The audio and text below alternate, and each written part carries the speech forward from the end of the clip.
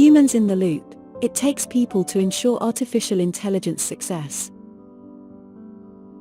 A copious amount of training data and elastic compute power are not the cornerstones for successful AI implementations. Artificial intelligence is easy for people to understand. Developers are not the only ones who can do it. IT departments are good, but they cannot go beyond just building proofs of concept. It takes people from different parts of the company, works together, to make artificial intelligence work well. Experts say that you need a lot of training data and a lot of computer power. But this is not the only thing.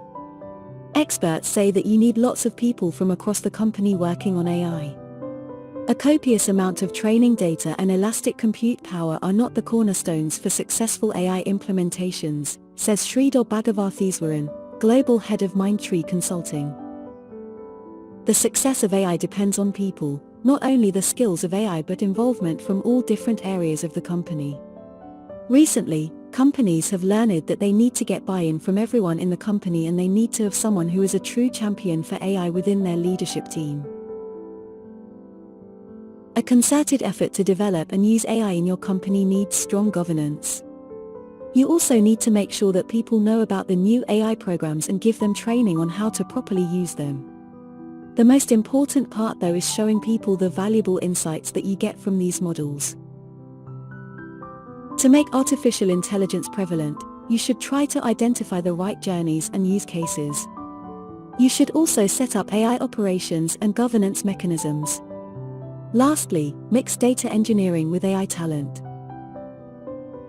The problem is that as soon as people find out about a new technique, they often try to use it. This can be a problem because many obstacles make it hard for people to adopt the new technique. These include organizational politics and simple inertia. AI might seem promising, but acceptance and adoption take time. If you want to introduce an AI system, you should plan for the training sessions and continually reinforce its use over traditional methods. Sharing small victories will help your cause too, because people will want to work with this system more if they see how well it works in small things. AI needs to have a friendly face instead of being seen as a robot taking over the company. You can make it easier for people to understand by making the user interface easy to use and intuitive. The more people use it, the better it will be. If you are able, have an MLOps team on hand that will help keep your AI working well. The areas of business that are best at using AI so far are those which have direct connections to customer interaction. For example, marketing and sales. These areas are constantly looking to drive revenue, and are more open to innovative new methods and tactics to improve efficiencies, which AI offers. Agarwal agrees, noting that areas seeing the most initial success with AI include marketing mix optimization, pricing and promotions ROI improvement, demand forecasting, CRM and hyper-personalization. Lately, however, AI's power has also been turned on areas such as supply chain risk management, he adds. AI is more than technology, it is new ways of thinking about problems and opportunities. Everyone needs to have access to this powerful new tool, Simeon urges. Make sure everyone across the enterprise is using the same technology stack, so each functional area can have access to the same lessons and insights. Consistency of the technology and the value it can bring is what makes the most difference. AI adoption also hinges on how people see it. They might think that AI is not fair or accurate if they believe the data has bias. If you want to make sure AI is seen as fair, you need to fix the data. Be careful of what data you are choosing and make sure it is not biased towards one group of people.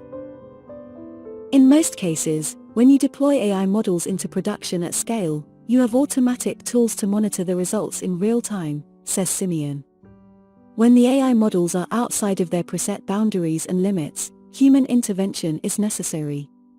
This is done to ensure AI is performing as expected to drive efficiencies for the business, and it also is done to ensure any issues with AI bias or trust are caught and corrected.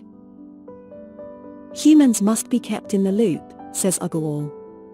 Sometimes human decision-making alongside the algorithm is helpful to understand different responses and identify any inherent errors or biases. Human judgment can bring in more awareness, context, understanding, and researchability to guide fair decision-making. Debiasing should be looked at as an ongoing commitment.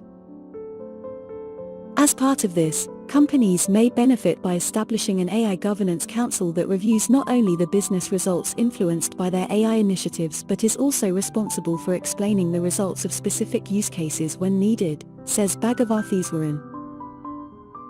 IT leaders and staff need to receive more training and awareness to alleviate AI bias as well.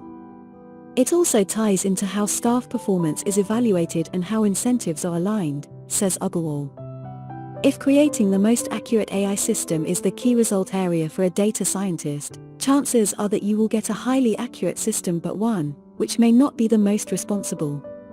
Similarly, for all staff, an important training should be on where to look for and how to detect biases in AI, and then reward teams who can find and recognize flaws.